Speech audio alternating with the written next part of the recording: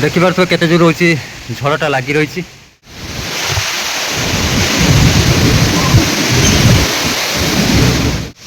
ବର୍ତ୍ତମାନ ଆପଣମାନେ ଦେଖିବେ ଯେମିତି ସାଇକ୍ଲୋନିକ ଷ୍ଟର୍ମର ତାର ରହିଛି ଗତିପଥ ଅଞ୍ଚଳରେ ବର୍ତ୍ତମାନ ଚାଲିଛି ଏବଂ ଖଇରା ଆମର ମ୍ୟାପ୍ରେ ମୁଁ ଦେଖୁଛି ଆପଣଙ୍କୁ ଦେଖିପାରୁଥିବେ। ଜୟ ଜଗନ୍ନାଥ, କେମିତି ଅଛନ୍ତି? ଆଶା କରୁଛି ଆପଣମାନେ ଭଲ ଥିବା, ସବୁବେଳେ ଭଲରେ ରୁହନ୍ତୁ। ଆଜିର ଭିଡ଼ିଓଟି ହେଉଛି ଦାନା ବାତ୍ୟା ପାଇଁ। ଆଉ ହେଉଛି ଦାନା ବାତ୍ୟା ଅଲରେଡ଼ି ଲ୍ୟାଣ୍ଡଫଲ୍ କରିସାରିଛି। ହେଉଛି ମୁଁ ସକାଳୁ ସକାଳୁ ଆଜି ଯେତେବେଳେ ଗତକାଲି ରାତିରେ ମୁଁ ଥିଲି ଅନିଦ୍ର ଥିଲି, ମୁଁ ଦେଖୁଥିଲି ମାନେ ଏଠି ତ କରେଣ୍ଟ ନାହିଁ, କରେଣ୍ଟ ତ କାଟି ଦେଇଛନ୍ତି।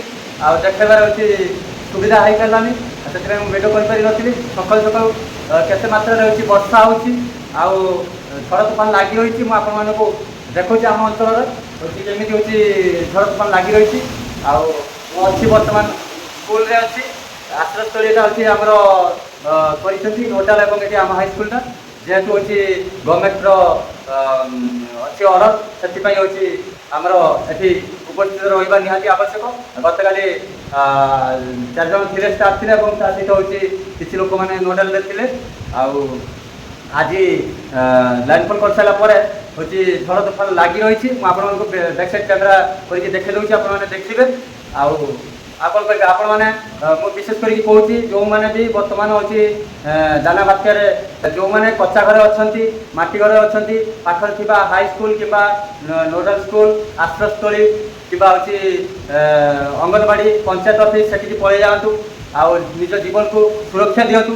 ନିଜ ଜୀବନ ଅଛି ତ ସବୁ କିଛି ଅଛି, ଲାଇଫରେ ଆଉ କିଛି ବି କରିପାରିବେ। ଘର ଦ୍ୱାର ବି ବନେଇ ପାରିବେ, ଘର ଦ୍ୱାର ଭାଙ୍ଗିଗଲେ ବି ସୁଦ୍ଧା ଘର ଦ୍ୱାର ବନେଇ ପାରିବେ। ତେଣୁକରି ଆପଣମାନେ ସୁରକ୍ଷିତ ସ୍ଥାନକୁ ପଳେଇ ଯାଆନ୍ତୁ। ତା ସହିତ ଗୃହପାଳିତ ପଶୁପକ୍ଷୀମାନଙ୍କୁ ମଧ୍ୟ ଅଛି ସୁରକ୍ଷା ଦିଅନ୍ତୁ। ଆଉ ଚାଲନ୍ତୁ ମୁଁ ଆପଣମାନଙ୍କୁ ଦେଖାଉଛି ଆଜିର ଭିଡ଼ିଓଟି ଦାନା ବାତ୍ୟା ପାଇଁ। ଆପଣମାନଙ୍କୁ ଦେଖାଉଛି, କଣ୍ଟିନ୍ୟୁ ଥିବେ ଆଉ ଦେଖିବେ। ଚାଲନ୍ତୁ।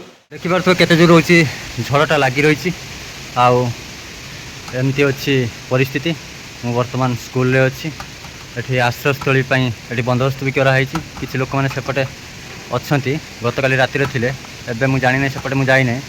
ଆଉ ଲ୍ୟାଣ୍ଡଫଲ୍ କରିସାରିଛି ଆମର ଦାନା ବାତ୍ୟା। ଆଉ ତାପରେ ପରେ ଏଇଭଳିଆ ପରିସ୍ଥିତି ହେଇଛି। କାଲି ରାତିରେ ଜୋର ପବନ ଦେଉଥିଲା, ବର୍ଷା ବି ମଧ୍ୟ ହେଉଥିଲା। ଆଜି ଟିକେ ସକାଳୁ ଟିକେ ଅଧିକ ଭାଙ୍ଗିଗଲା, ଗୋଟେ ଗଛ ଭାଙ୍ଗିଗଲା, ଗଛ ଭାଙ୍ଗିଗଲା, ଗଛ ଭାଙ୍ଗିଗଲା, ଗଛ ଗୋଟେ ଭାଙ୍ଗିଗଲା ହେଲା। ଦେଖନ୍ତୁ ଏତିକି ଜୋର ପବନ ଚାଲିଛି, ସବୁ ମାନେ ଅଲଗା ପ୍ରକାର ପରିସ୍ଥିତି। ଛାତି ଧଡ଼ ଧଡ଼ ହେଇଯାଉଛି ଯେଉଁ ପବନ ଯେଉଁ ଦେଉଛି, ଏତେ ଜୋର ପବନ ଦେଉଛି ହେଲା। ଗୋଟେ ଗଛ ଏଇଠି, ଏଇ ଗଛଟି ଗୋଟେ ଆମ୍ବ ଗଛରେ ଭାଙ୍ଗିଗଲା ହେଲା। ଏମିତି ଅଛି ପରିସ୍ଥିତି। ମୁଁ ଯାଉଛି ସେକେଣ୍ଡ ଫ୍ଲୋରକୁ ଯାଇକି ମୁଁ ଆପଣମାନଙ୍କୁ ଦେଖାଉଛି ହେଲା।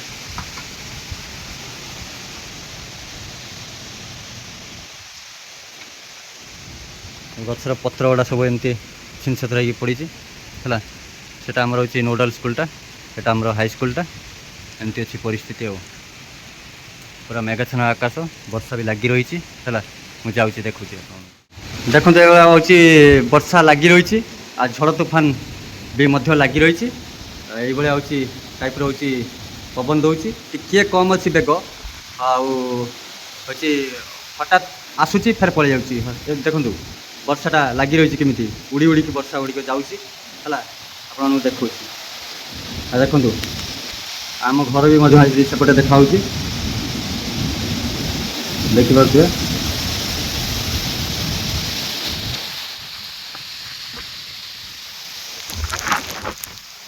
ସେପଟେ ଲାଇନ୍ରେ ହେଉଛି ଯେଉଁ ଫତେପୁର ସଡ଼କରେ କ'ଣ କିଆଣି ଦୁର୍ଘଟଣା ହେଲା, ତା'ର 2-3ଟା ଆମ୍ବୁଲାନ୍ସ ଗଲାଣି, ତା ସହିତ ଦମକଳ ବି ମଧ୍ୟ ଯାଇଛି ହେଲା। ଭଗବାନଙ୍କୁ ଜଣା କ'ଣ ହେଇଥିବ ଘଟଣା।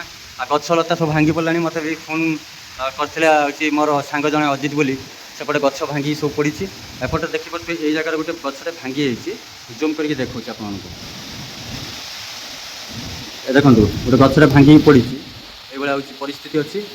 ଆଉ ଆପଣମାନେ କେମିତି ଅଛନ୍ତି ନିହାତି କମେଣ୍ଟରେ ଜଣାଇବେ, କେଉଁ ଏରିଆରେ କେତେ ଜୋର ପବନ ଦେଇଛି ଏବଂ ଜଣାଇବେ। ଆଉ କାହିଁକି ନା ମୁଁ ଆପଣମାନଙ୍କୁ ଫ୍ୟାମିଲି ବୋଲି ଭାବେ ହେଲା। ଆଉ ମୋର ସବସ୍କ୍ରାଇବର ଆପଣମାନେ, ଯେହେତୁ ଆପଣମାନେ ବି ଜଣାଇଲେ ପରସ୍ପର ଭିତରେ ଦୁଃଖ ସୁଖ ହେବା କଥା, ଆଉ କିଛି ନୁହେଁ। ଦେଖିବା ଆଉ ଚେଷ୍ଟା କରିବା ପରସ୍ପରକୁ ସାହାଯ୍ୟ ସହଯୋଗ କରିବା ପାଇଁ। ପାଖାପାଖି ଯେଉଁମାନେ ଥିବେ ଅସୁବିଧାରେ ପଡ଼ିଲେ ସାହାଯ୍ୟ ସହଯୋଗ କରିବେ।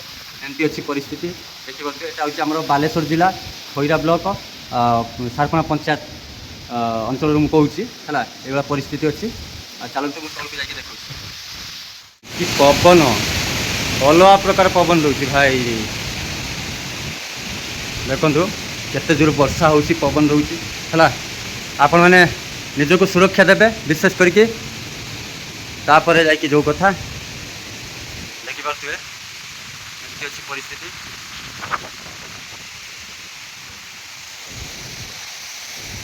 এটা হচ্ছে ଆମ ହରିଆଟ ହେଲା। এটা ଭାଗବତ ଟୁଙ୍ଗି ଘର, ସେପଟେ ଦୋକାନ ସବୁ ରହିଛି, ଦୋକାନ ବଜାର ହେଲା। এটা ହଉଛି ପୋଖରୀ।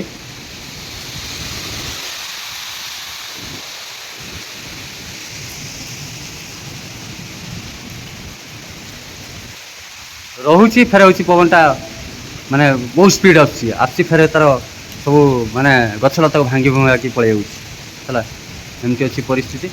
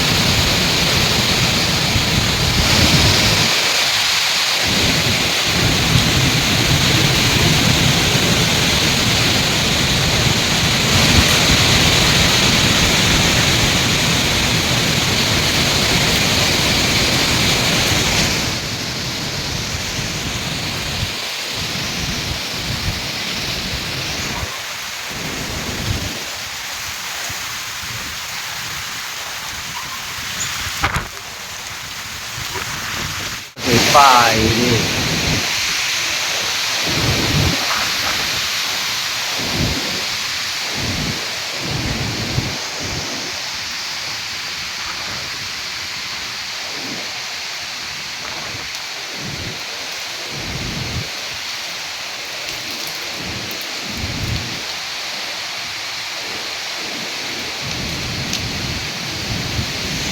ମାନେ ଦାନର ତାଣ୍ଡବ ଦେଖନ୍ତୁ କେମିତି ତା ତାଣ୍ଡବ ଜଣା ପଡ଼ୁଥିଲାନି। ଏତେ ଜୋର ପବନ ଦେଉଛି, ଆସୁଛି 120 କିଲୋମିଟର 130 କିଲୋମିଟର ବେଗରେ ବି ବର୍ଷାଟା ହେଉଛି ହେଲା। ତାପରେ କମି ଯାଉଛି, ଏମିତି ହେଉଛି ହେଲା। ଏମିତି ପରିସ୍ଥିତି ଅଛି। ହଉ ଚାଲନ୍ତୁ ଦେଖିପାରୁଥିବେ କେତେ ଜୋର ବର୍ଷାଟା ହେଉଛି। ବର୍ଷା ଧୀରେ ଧୀରେ ବଢ଼ିବାରେ ଲାଗିଛି।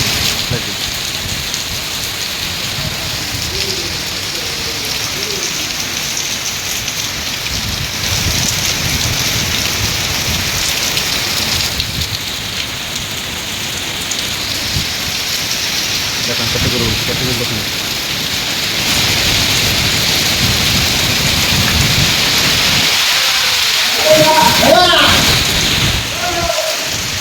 ଦେଖିପାରୁଥିବେ କେତେ ଜୋର ପବନଟା ଦେଉଛି ହେଲା।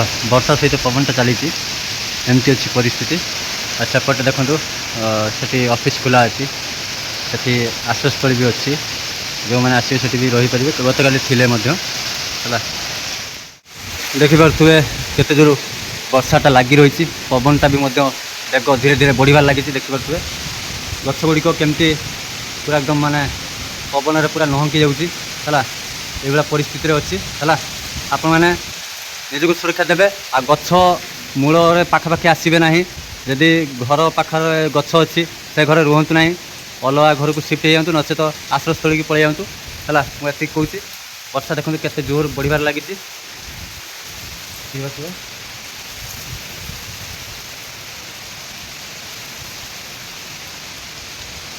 ଦେଖନ୍ତୁ କେତେ ଜୋର ବର୍ଷାଟା ହେଉଛି, ତା ସହିତ ପବନଟା ବି ହେଉଛି ହେଲା। ପ୍ରବଳ ମାତ୍ରାରେ ବର୍ଷା ହେଉଛି। ଏଠି ଦିଦି ସାର୍ମାନେ ବି ଏଠି ଅଛନ୍ତି, ଅଫିସରେ ଅଛନ୍ତି। ସେଠି ଦେଖନ୍ତୁ ସେ ସାର୍ମାନେ ଦିଦିମାନେ ସବୁ ଅଛନ୍ତି। ସେଠି ଆଶ୍ରୟସ୍ଥଳୀ କରାଯାଇଛି, ଲୋକମାନେ ଥିବେ ସେପଟେ। ମୁଁ ଯାଇନାହିଁ ଏପଟେ, ଯେହେତୁ ମୋର ଅଛି ମୁଁ ଏପଟେ। ଦେଖନ୍ତୁ କେତେ ଜୋର ବର୍ଷାଟା ହେଉଛି, ପବନ ବି ମଧ୍ୟ ଚାଲିଛି। ଚାଲନ୍ତୁ ଦେଖିବା, ଆଗକୁ ଦେଖିବା। କେତେ ବର୍ଷା ଦେଖନ୍ତୁ, ଧାନ ଗୁଡ଼ିକ ନଷ୍ଟ ହେଇଯିବ, ଯେଉଁ ପବନ ଦେଉଛି ଧାନ ଗୁଡ଼ିକ ସବୁ ଶୋଇ ପଡ଼ିବନି ହେଲା। ଚାଷ କାମ ଠପ୍ ହେଇଗଲା। ହଉ ଆଉ କ'ଣ କହିବି, ଏତିକି ଆଉ କ'ଣ। ଆଉ ଆପଣମାନେ ନିଜକୁ ସୁରକ୍ଷା ଦେବେ ଆଉ ସୁରକ୍ଷିତ ସ୍ଥାନକୁ ପଳାଇ ଯିବେ ଯଦି କୌଣସି ଅସୁବିଧା ହୁଏ। ଚାଲନ୍ତୁ।